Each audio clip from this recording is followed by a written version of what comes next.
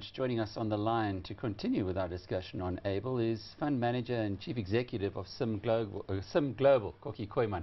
Kokkie, thanks. I'm sure that you've been working through your numbers given what happened on Friday evening with Moody's putting out its announcement, downgrading Capitec credit by 2 notches. It seems rather unusual.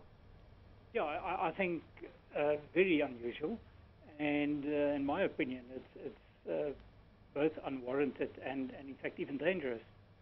Now, the Reserve Bank was very quick to react Saturday morning, which I guess for the Reserve Bank is quick, within 12 hours, a very strong statement.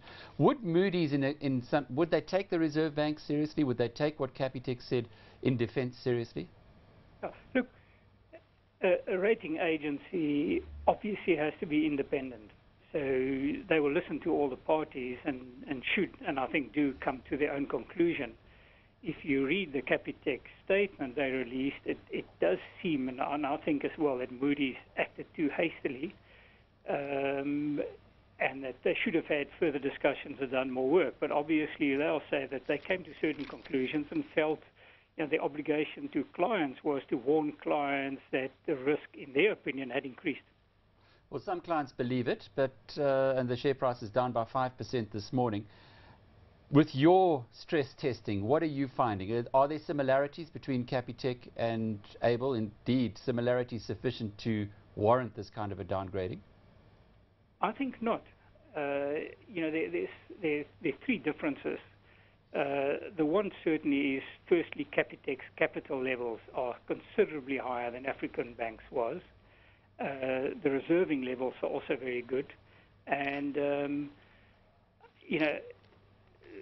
their reserving policy was considerably more conservative than that of African Bank. So, and obviously they didn't have, a furniture chain like Ellerines that was bleeding. But what you can't see at this stage is obviously the effect of the deterioration in their client base. So the economy has slowed down a lot. Unemployment has gone up. So clients obviously have difficulty, especially in their market segment, to pay their loans, and that to a large extent affected African Bank because they were underprovided for the environment. It does seem, when you look at all the numbers and at the history, and I looked at the last 10 years, that it is true. Capitec has consistently been more aggressive in providing, has been more ahead of the curve. So based on the history, I think Capitec is well provided, and if the economy does deteriorate, should ride it quite well. Kokkie, going back onto African Bank and these stress tests and analysis that you've conducted, is the sad story or the breaking point, the Achilles tendon maybe, of ABIL, the Ellerines acquisition?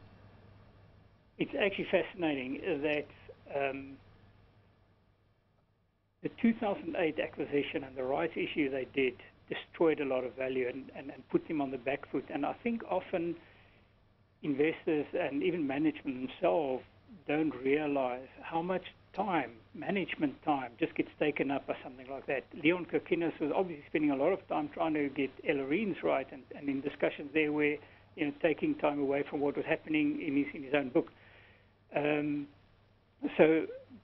But underlying, I think, the structural problem that African Bank had was that the provision policy was not conservative enough for what happened. Now, in an economy that is still growing and the market is sound, the provisioning policy was fine, but it was found that suddenly when it deteriorated, and I suppose the strikes were the trigger, and you can say that was unforeseen, but then the provisions were not adequate. Now, obviously, what caused the death spiral in the share price, and it seems that Coronation was very large sellers of the shares, which obviously also affected confidence. So in the end, when they then came with the proposal for a 10 or 8.5 billion rights issue, and the CEO resigned, the market lost confidence.